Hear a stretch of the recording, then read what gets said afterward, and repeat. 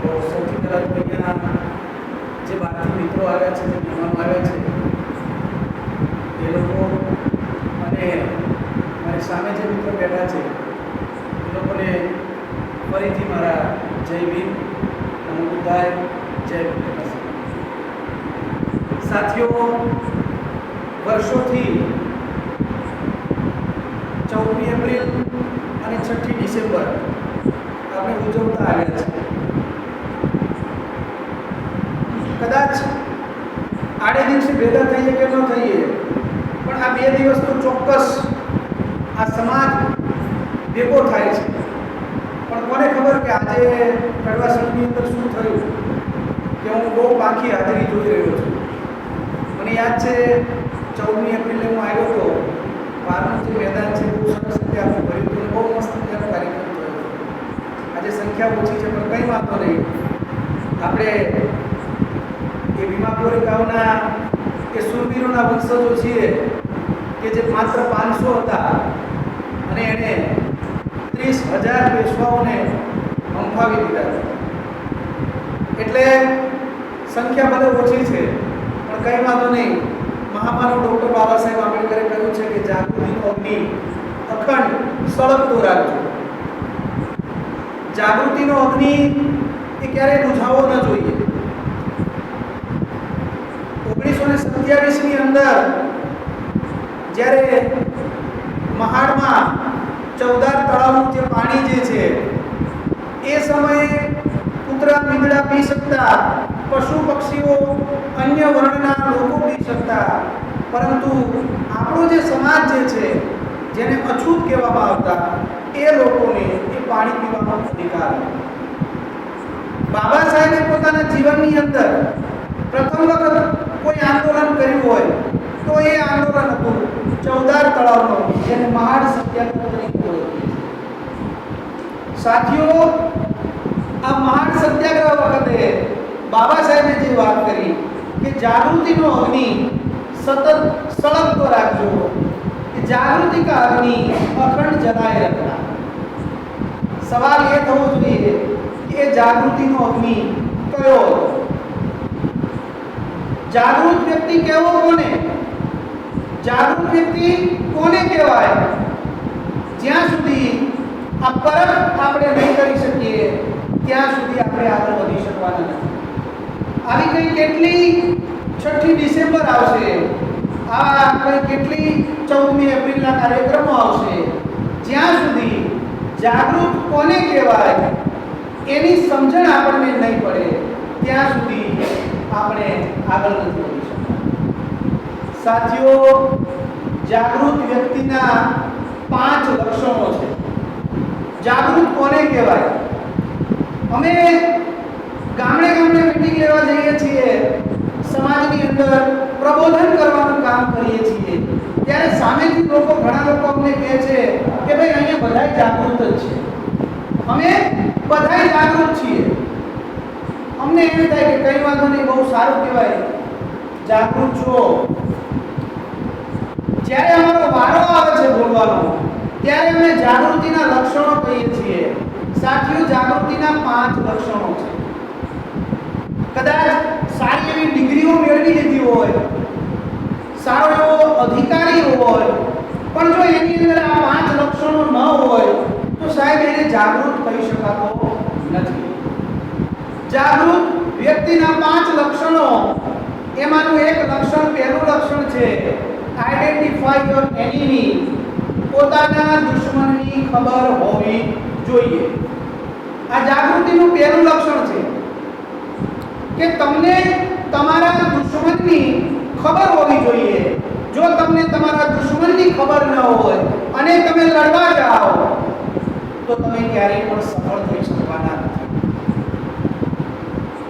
સાથીઓ, આપણો સમાજ જેને કહીએ છીએ, જો કે આ જાતિ છે, આ સમાજ નથી.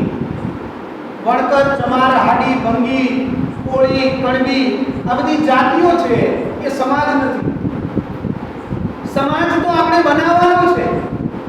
આપણે જાતિઓના ટુકડાની અંદર વિભાજિત છીએ, સમાજ બનાવવાનું કામ આપણે કરવાનું છે. એ સમાજ બહુજન સમાજ. જે તથાગત બુદ્ધાએ પોતાના સમયની અંદર એક નારો આપ્યો, એક વાત કરી, બહુજન હિતાય બહુજન સુખાય. એ સમયે આજથી હજારો વર્ષો પહેલા એમણે બહુજન શબ્દનો ઉપયોગ કર્યો. આ સમાજ બનાવવો છે આપણે. એ પછી રાષ્ટ્રપિતા મહાત્મા જ્યોતિબા ફૂલે એમણે આપણને શબ્દ આપ્યો મૂળ નિવાસી. ઘણા લોકોને શંકા પણ છે કે મૂળ નિવાસી બામસેવના લોકો શબ્દ લાવ્યા છે. બામસેવનો શબ્દ આ મૂળ નિવાસી શબ્દ નથી. બામસેવે તો મહાપુરુષોનું જે પુસ્તકો, એમનું જે લેખન હતું, એમનું જે જીવન કવન હતું, એમાંથી પ્રેરણા લઈ અને બામસેવ આંદોલન ચલાવી રહ્યું છે.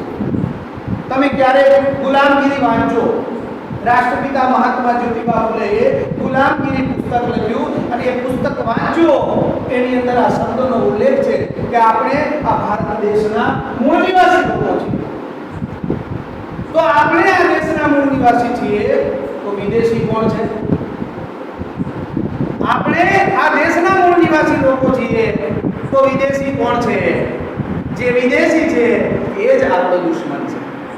જે વિદેશી છે એ જ આપણો દુશ્મન છે.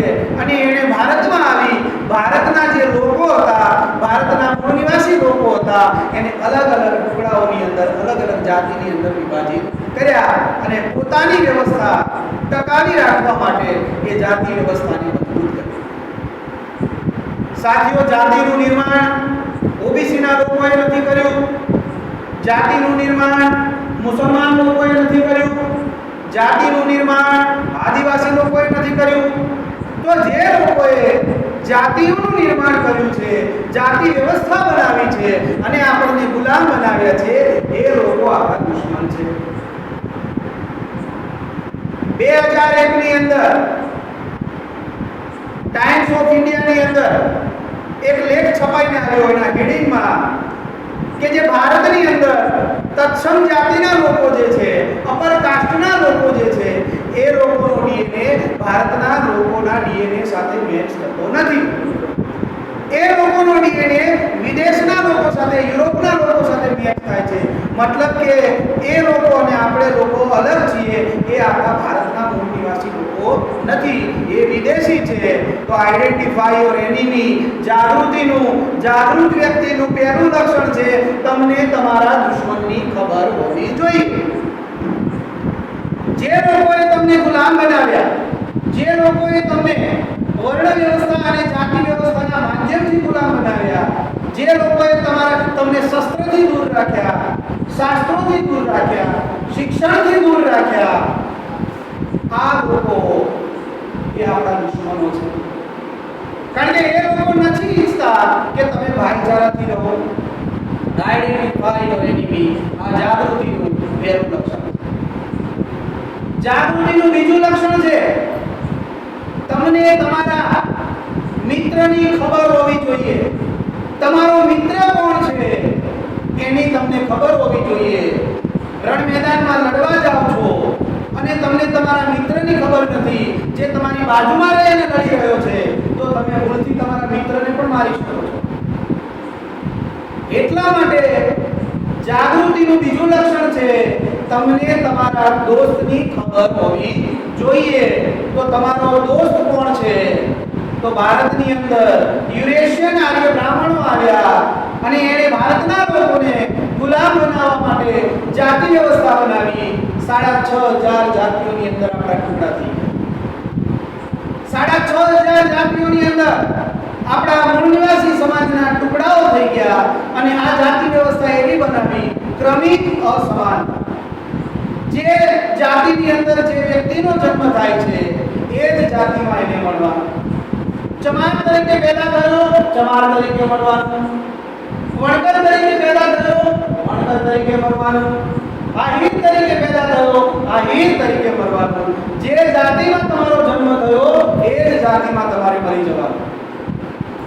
આ જાતિ વ્યવસ્થા એટલી મજબૂત બનાવી કે આ ટુકડાઓ અંદરો અંદર લડતા રહ્યા, વિગ્રહ કરતા રહ્યા અને 3.5% જે યુરેશિયન વિદેશી આર્ય બ્રાહ્મણ જે છે એ આ દેશ ઉપર રાજ કરે અને આજે પણ રાજ કરે છે.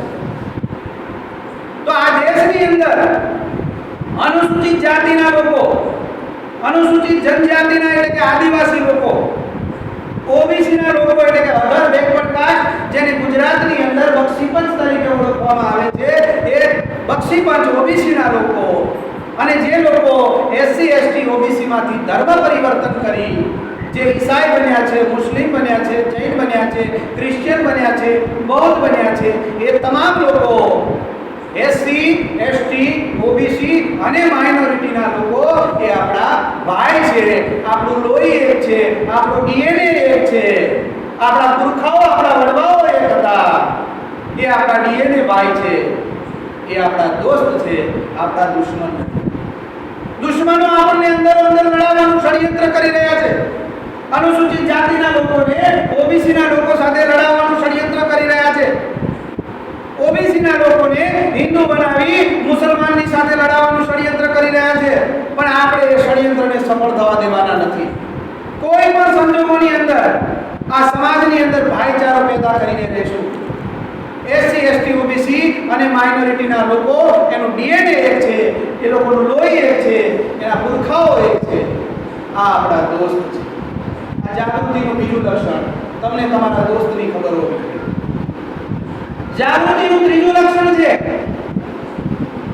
દુશ્મનની તાકાત અને દુશ્મનની કમજોરી તમને ખબર હોવી જોઈએ. જ્યાં સુધી દુશ્મનની તાકાત અને દુશ્મનની કમજોરીની તમને ખબર નથી અને તમે રણ મેદાનની અંદર લડવા માટે જાઓ છો, સાહેબ તમારો પરાજય નિશ્ચિત છે. જો તમારે વિજેતા બનવું હોય તો દુશ્મનની કમજોરી શું છે અને દુશ્મનની તાકાત શું છે તમારે એની ખબર હોવી જોઈએ. નેપોલિયન બોનાપાર્ટનું નામ બધાએ સાંભળ્યું હશે.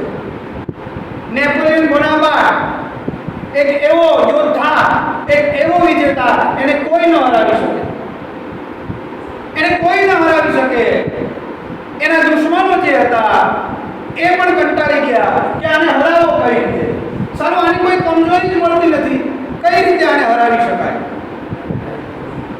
ત્યારે એનો જે વિરોધી રાજા હતો એને પોતાના રસોઈયાને, પોતાના ગુપ્તચરને નેપોલિયનને ત્યાં મોકલે છે. નેપોલિયનને ખબર નથી કે આ ગુપ્તચર છે અને મારી જાસૂસી કરવા માટે આવ્યો છે.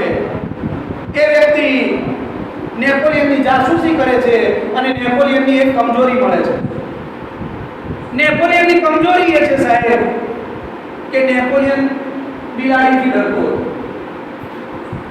નેપોલિયન જેવો મહાન રાજા જેને કહેવાય કે જેને કોઈ હરાવી ન શકે, એક એવો રાજા, બાહુબલી જેને કહેવાય, એ વ્યક્તિ બિલાડીથી ડરતો હતો.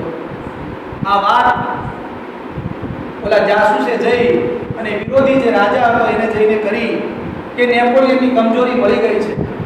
અને નેપોલિયનની કમજોરી એ છે કે નેપોલિયન બિલાડીથી ડરે છે.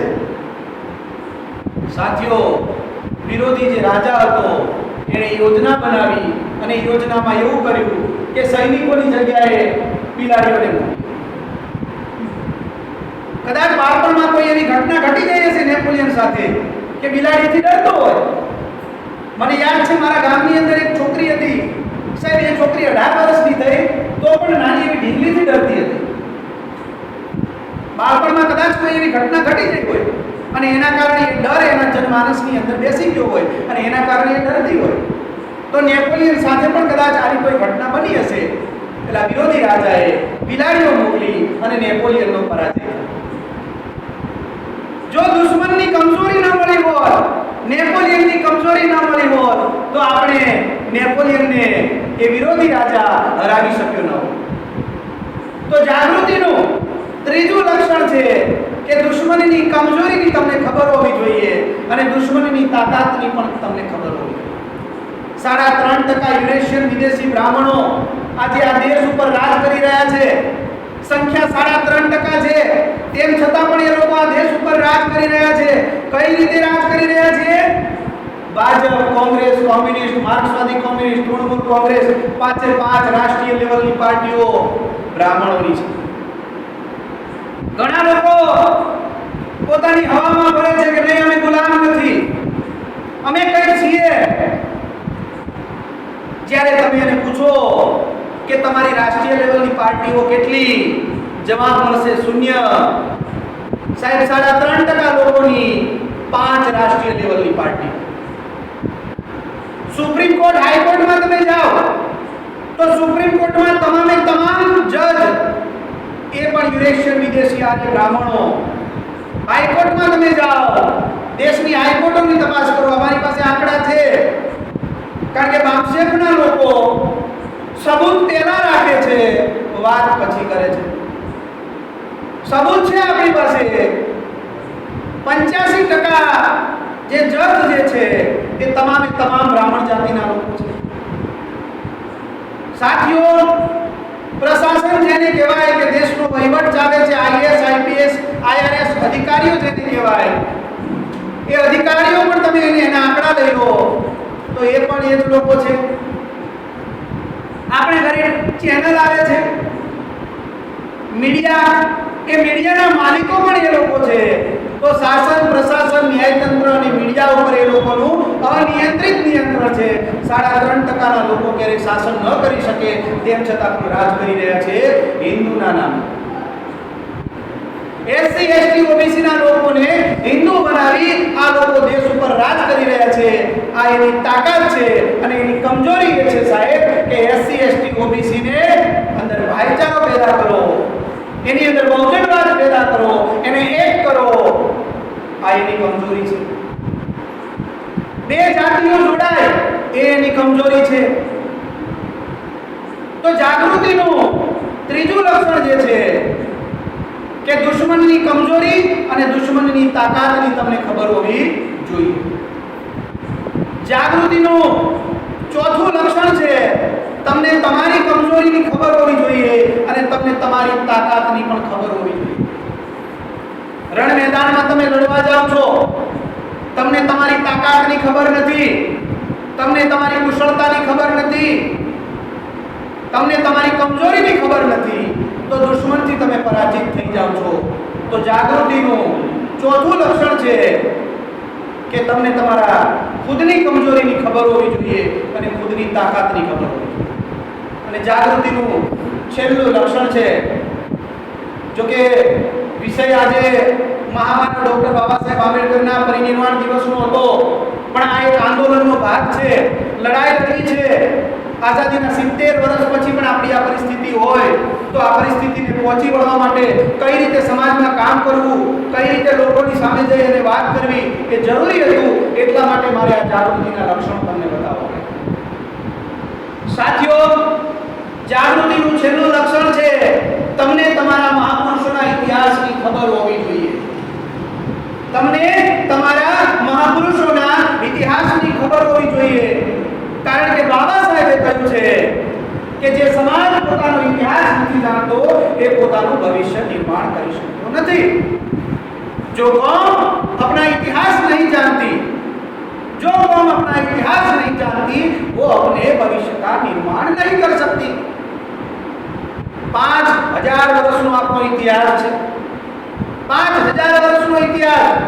કઈ કેટલાય મહાપુરુષો પોતાના જીવનનું બલિદાન આપી હોમાઈ ગયા આ બ્રાહ્મણવાદમાંથી મુક્ત થવા માટે, આ બહુજન મૂળ નિવાસી સમાજના લોકોને આઝાદી અપાવવા માટે કઈ કેટલાય મહાપુરુષોએ પોતાનો જીવ હોમી દીધો છે. એ ચાહે તથાગત બુદ્ધ હોય, રાષ્ટ્રપિતા જ્યોતિબા ફૂલે હોય, શિવાજી મહારાજ હોય, સંતો હોય, વીર મેઘમાયા હોય કે છેલ્લે ડોક્ટર બાબા સાહેબ આંબેડકર હોય અને માનનીય કાશીરામ સાહેબ હોય. આ તમામ મહાપુરુષોએ એનો એક મકસદ હતું, એનો એક ઉદ્દેશ્ય હતો અને એ ઉદ્દેશ્ય માટે લડી રહ્યા હતા. અત્યારે તમે લોકોને પૂછો કે ભાઈ તમે કામ કરો છો, તમારો ઉદ્દેશ્ય શું છે? ઉદ્દેશ્ય વગર કામ કરી રહ્યા છીએ, ટ્રેનમાં બેઠા છીએ પણ ખબર નથી આપણે ક્યાં જવાનું છે. એક વખત મુલ્લા નસરુદ્દીન ટ્રેનમાં મુસાફરી કરી રહ્યા હતા. મુલ્લા નસરુદ્દીન ટ્રેનમાં મુસાફરી કરી રહ્યા હતા. અચાનક ટીટી આવે છે એટલે ટીટી ટિકિટ માંગે છે. મુલ્લાજી લાવો ટિકિટ. મુલ્લાજી આવી રીતે ખીચા ખંખોળે છે, ઉપર નીચે આખું શરીર ખંખોળી મારે છે પણ ટિકિટ મળતી નથી. ટીટી રાહ જુએ છે, મુલ્લા નસરુદ્દીન ચહેરો તપાસે છે, ખીચા તપાસે છે, બહુ પ્રયત્ન કરે છે, પણ ટિકિટ મળતી નથી. હવે મુલ્લા નસરુદ્દીનના પ્રયત્નો જોઈ ટીટીને એમ થયું કે ખરેખર મુલ્લા નસરુદ્દીન પાસે ટિકિટ હશે, પણ બિચારાની ક્યાંક ખોવાઈ ગઈ છે. કઈ વાંધો નહીં, તમતા રહેવા દો, ટિકિટની જરૂર નથી. તેમ છતાં પણ મુલ્લા નસરુદ્દીન ખીચા તપાસે છે, બેગ તપાસે છે. ટીટી પાછો પૂછે છે કે મુલ્લાજી, ટિકિટની કાંઈ જરૂર નથી, મને વિશ્વાસ છે કે તમારી પાસે ટિકિટ હશે. તેમ છતાં પણ મુલ્લા નસરુદ્દીન ખીચા તપાસે છે, ટિકિટ શોધે છે. આખરે મુલ્લા નસરુદ્દીન કહે છે ટીટીને કે સાહેબ, ટિકિટ તો મારી પાસે છે, પણ ક્યાંક ગુમ થઈ ગઈ છે. પણ એ ટિકિટની ઉપર લખેલું હતું કે મારે ક્યાં જવાનું છે, એટલા માટે હું ટિકિટ શોધું છું.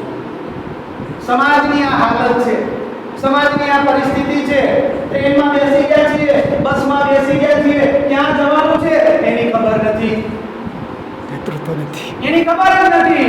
બસ ચાલે જાય છે, ચાલે જાય છે, ચાલે જાય છે. તો મહાપુરુષોનો એક ઉદ્દેશ્ય હતો, મહાપુરુષોનો એક મકસદ હતો, અને એ મકસદ માટે થઈ એ લોકોએ પોતાનો જીવ હોમ્યો છે. બાબા સાહેબે જે આંદોલન ચલાવ્યું, એ આંદોલનનો એક મકસદ હતો કે આ દેશની અંદર સમતા, સ્વતંત્રતા, બંધુતા અને ન્યાય ઉપર આધારિત સમાજ અને રાષ્ટ્રનું નિર્માણ કરવું છે. સમતા, સ્વતંત્રતા, બંધુતા અને ન્યાય ઉપર આધારિત સમાજ અને રાષ્ટ્રનું નિર્માણ કરવું છે. તમે ભારતનું સંવિધાન જોજો તો સંવિધાનના આમુખમાં પહેલા જ પન્ના ઉપર લખેલું છે સમતા, સ્વતંત્રતા, બંધુતા અને ન્યાય. તો બાબા સાહેબના ગયા પછી 1956માં 6મી ડિસેમ્બરના રોજ બાબા સાહેબનું મહાપરિનિર્વાણ થયું. અને એ પરિનિર્વાણ બાદ આજે 63 વર્ષના માણા વહી ગયા. આપણે આપણા જમીરને, આપણી જાતને સવાલ પૂછવો જોઈએ કે બાબા સાહેબ જે કામ આપણા માટે અધૂરું મૂકીને ગયા હતા, એ કામને પૂરું કરવા માટે આપણે કેટલી જદ્દોજહેદ કરી, એ કામને પૂરું કરવા માટે આપણે કેટલી મહેનત કરી, એ કામને પૂરું કરવા માટે આપણે કેટલું બલિદાન આપ્યું, એ કામને પૂરું કરવા માટે આપણે કેટલું યોગદાન આપ્યું. આઝાદીના 70 વર્ષના વાણા વહી ગયા. મહામાનવ ડોક્ટર બાબા સાહેબે સરસ મજાનું સંવિધાન આપ્યું. સંવિધાન આજે ખતમ થઈ રહ્યું છે અને આપણા લોકોને પેટનું પાણી નાખ્યું.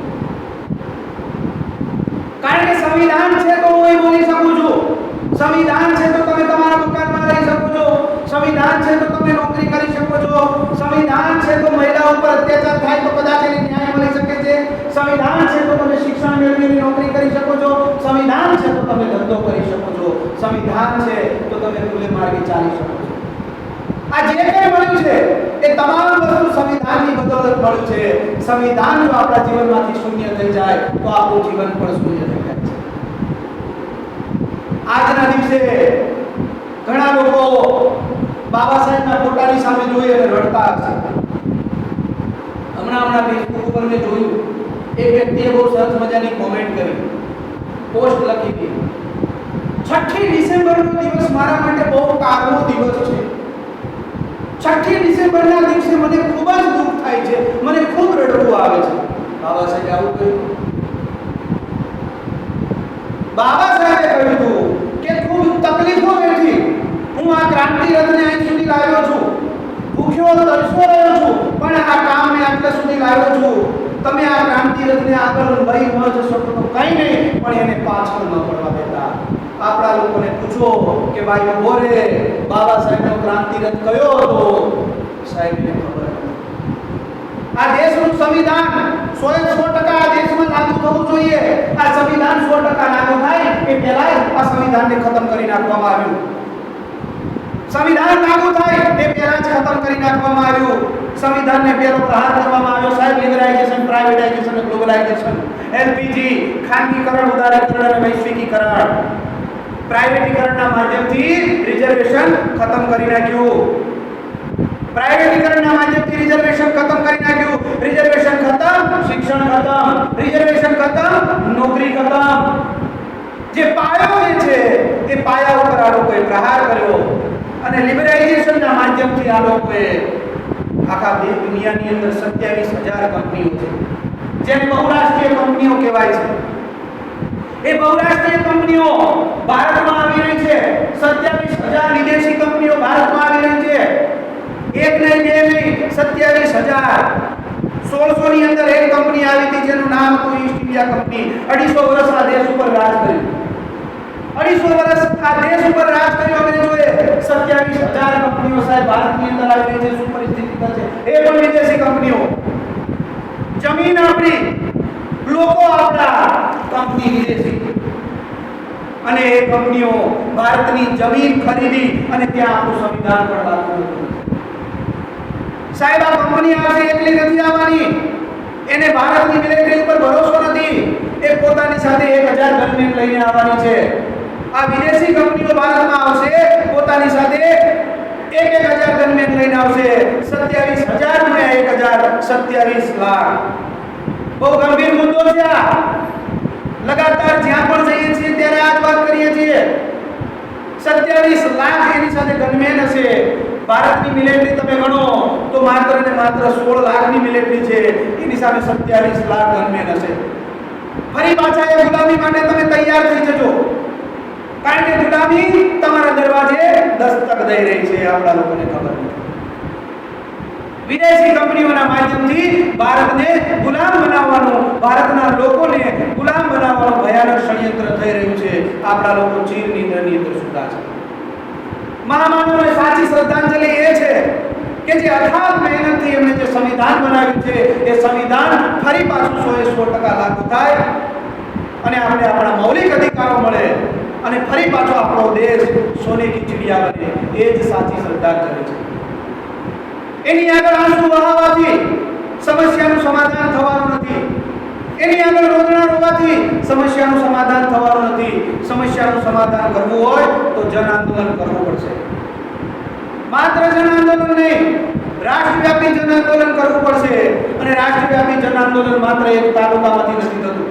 રાષ્ટ્રવ્યાપી જન આંદોલન માત્ર એક જિલ્લામાંથી નથી થતું. રાષ્ટ્રવ્યાપી જન આંદોલન એક રાજ્યમાંથી નથી થતું. 6.5 લાખ ગામડાઓ છે. 6.5 લાખ ગામડાઓમાંથી 31 રાજ્યોમાંથી 550 જિલ્લાઓમાંથી 5,500 તાલુકાઓમાંથી એસસી, એસટી, ઓબીસી અને માઇનોરિટીના લોકો જાગૃત થાય અને 15 કરોડ લોકો જો રસ્તા ઉપર ઉતરે તો આ દેશની અંદર જન આંદોલન શક્ય બને છે અને જન આંદોલનથી પરિવર્તન થાય છે. આ દુનિયાનો ઇતિહાસ છે કે દુનિયાની અંદર પરિવર્તનો થયા છે એ આંદોલનથી થયા છે. કારણ કે પ્રજા જ્યારે રસ્તા ઉપર ઉતરી છે ત્યારે રાજાને પોતાનો તખ્ત તાજ છૂટવો પડ્યો છે. દુનિયાનો ઇતિહાસ છે. ગાંધીજીએ 10 લાખ લોકોને રસ્તા ઉપર ઉતાર્યા. અંગ્રેજોને આદેશ છૂટીને ભાગવું પડ્યું. આપણે લોકોને રસ્તા ઉપર ઉતારશું, આપણી વ્યવસ્થા મજબૂત થશે. સાથીઓ, તમે આશા રાખીને બેઠા હશો કે વોટથી પરિવર્તન થાય છે, પણ છેલ્લી મારી વાતને હું પૂરી કરીશ, કારણ કે આ કેસેટ તો ચાલુ જ રહે છે.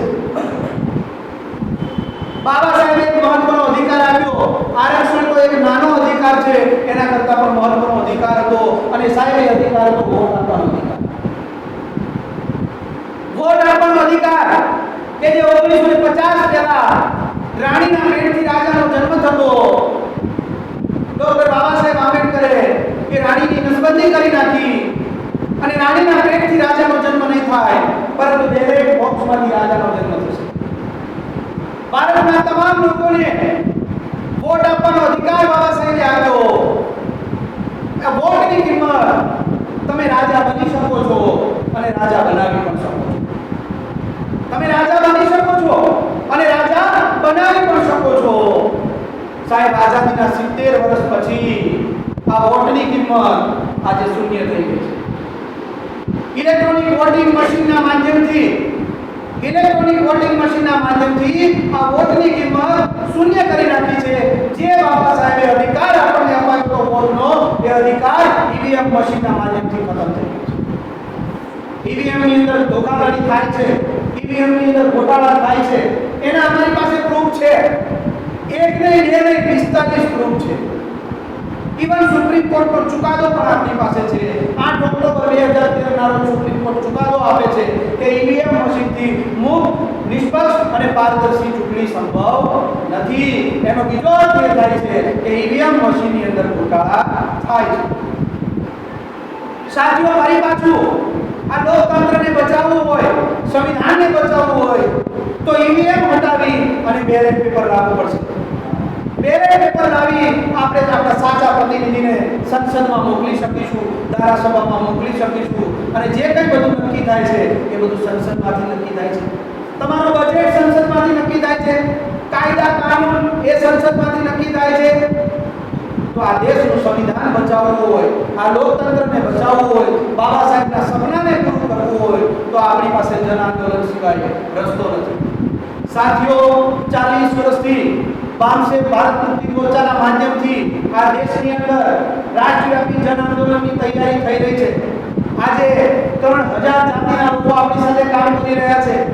એક નહીં, બે નહીં, 3000 જાતિના લોકો કામ કરી રહ્યા છે.